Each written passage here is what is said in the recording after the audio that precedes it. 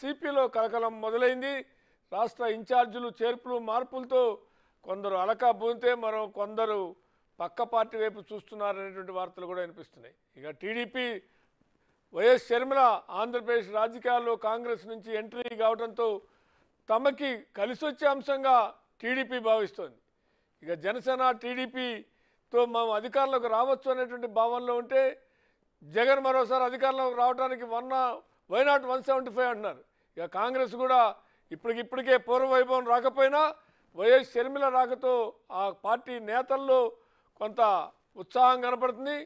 మరోవైపున వైసీపీలో అసంతృప్తి నేతలు తమ వైపు చూస్తున్నారనేటువంటి ఆశ కూడా కనపడుతుంది. ఆ వివరాలంటే ఒకసారి చూద్దాం డిబేట్లకు వెళ్ళే ముందు. రాబోయే రోజుల్లో పొత్తులు ఎక్కువగా పెట్టుకుంటారు, కుటుంబాలను చీలుస్తారు, రాజకీయాలు చేస్తారు, అబద్ధాలు చెప్తారు, మోసాలు చేస్తారు. ఇవన్నీ కూడా జరుగుతాయి. అప్రమత్తంగా ఉండమని చెప్పి మిమ్మల్ని అందరినీ కోరుతా ఉన్నా. కుటుంబాల్ని చీలుస్తారు, కొత్త పొత్తులు తీసుకొస్తారు అంటూ సీఎం వైఎస్ జగన్మోహన్ రెడ్డి చేసిన ఈ వ్యాఖ్యలు ఇప్పుడు ఏపీ పాలిటిక్స్లో ఓ సెన్సేషన్ క్రియేట్ చేస్తున్నాయి. ఆయన ఎవరిని ఉద్దేశించి మాట్లాడారు, ఎవరిని మనసులో ఉంచుకుని మాట్లాడారు అన్నది ఇప్పుడు హాట్ టాపిక్గా మారింది. 2 ఏళ్ల తర్వాత చెల్లెలు షర్మిల ఇంటికొచ్చే ముందు జగన్ నోటి నుంచి ఈ వ్యాఖ్యలు రావడం దేనికి సంకేతమన్న దానిపై చర్చ జరుగుతోంది.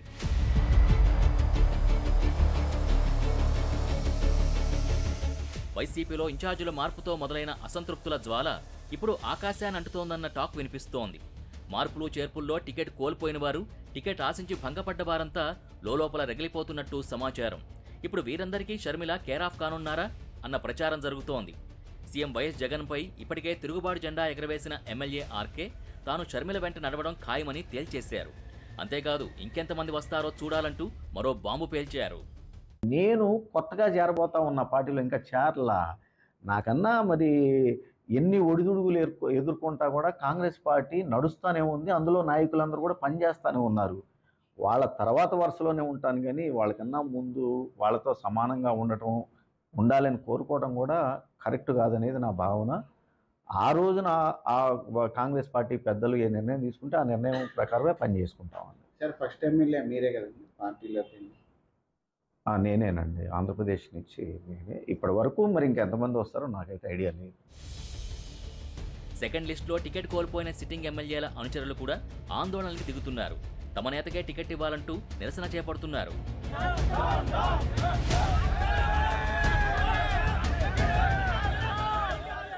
ప్రధానమైన ఎజెండా ఎమ్మెల్యే గారు సెంట్రల్ నియోజకవర్గానికి కావాలని కోరుకుంటున్నామండి. అదే మా ప్రధానమైన ఎజెండా. అయితే టికెట్ దక్కని వారందరికీ తగిన ప్రాధాన్యం ఇస్తామని, వారి సేవల్ని తప్పకుండా ఉపయోగించుకుంటామని వైసీపీ పెద్దలు చెబుతున్నారు. పార్టీ తాలూకా నిర్ణయం పార్టీ ఆలోచన చేసి 175 స్థానాలు గెలిపే ధ్యేయంగా పనిచేస్తున్న నేపథ్యంలో వారి సేవలు కూడా వినియోగించుకుంటాము. ఇంకొక రకంగా వారి సేవలు తీసుకుంటాము, వాళ్ళకి కూడా ప్రాముఖ్యత ఇస్తాము.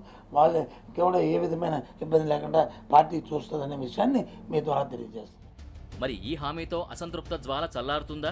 ఇతర నేతలకు సహకరిస్తారా లేదా సొంత దారి చూసుకుంటారా అన్నది వేచి చూడాలి. ఇక రా కదలిరా పేరుతో టీడీపీ సమరశంఖం పూరిస్తోంది. రాష్ట్ర వ్యాప్తంగా బహిరంగ సభలు నిర్వహించాలని ఇప్పటికే నిర్ణయించింది. దివంగత ఎన్టీ రామారావు తెలుగుదేశం పిలుస్తోంది రా కదలిరా అనే నినాదం ఇచ్చారు. ఇప్పుడదే స్ఫూర్తితో ఈ నినాదాన్ని ఎంపిక చేసింది టీడీపీ.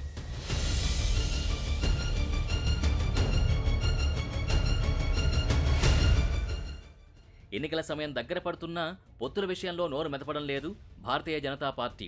ఓవైపు కాలం కరిగిపోతున్నా కేంద్ర కార్యాలయం నుంచి రూట్ మ్యాప్ అందలేదన్న సమాధానమే వస్తోంది తప్ప ఎటూ తేల్చడం లేదు కమల్నాథులు. మరోవైపు టీడీపీ జనసేన మధ్య సీట్ల కేటాయింపుపై మరికొన్ని రోజుల్లో ఓ స్పష్టత వచ్చే అవకాశం ఉంది.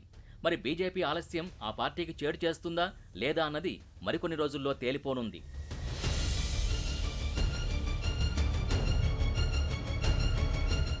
ఇవన్నీ ఒక ఎత్తు అయితే కాంగ్రెస్లో షర్మిల పార్టీ విలీనం ఇప్పుడు సంచలన నిర్ణయమనే చెప్పాలి. ఆమె కాంగ్రెస్ కండువా కప్పుకోకముందే అందరి ఆమోదముద్ర పడుతోంది. ఆమె రాకును ఏపీ కాంగ్రెస్ నేతలు ఆహ్వానిస్తుండగా ఆమె వెంట నడిచేందుకు ఆర్కే వంటి నేతలు సిద్ధమవుతున్నారు. చాలామంది వైసీపీ అసంతృప్త నేతలతో పాటు సిట్టింగ్ ఎమ్మెల్యేలు కూడా షర్మిల పంచన చేరుతున్నారన్న ప్రచారమైతే జోరుగా ఉంది. మరి ఈ ప్రచారంలో నిజమెంత అన్నది మరికొన్ని రోజుల్లో తేలిపోనుంది.